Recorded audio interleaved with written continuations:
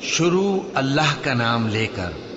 جو بڑا مہربان نہایت رحم والا ہے۔ سورج کی قسم اور اس کی دھوپ کی،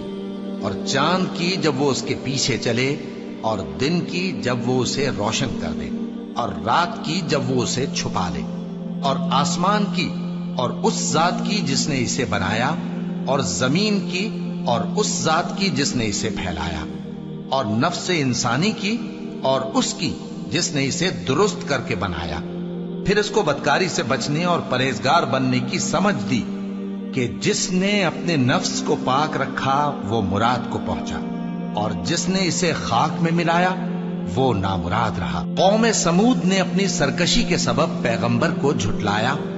جب ان میں سے ایک نہایت بدبخت اٹھا تو اللہ کے پیغمبر صالح نے ان سے کہا کہ اللہ کی اونٹنی اور اس کے پانی پینے کی باری سے خبردار رہو، مگر انہوں نے پیغمبر کو جھٹلایا۔ پھر اونٹنی کو مار ڈالا تو ان کے رب نے ان کے گناہ کے سبب ان کو نیست و نابود کر دیا، پھر سب کو برابر کر دیا، اور اللہ کو ان کے بدلہ لینے کا کچھ بھی ڈر نہیں۔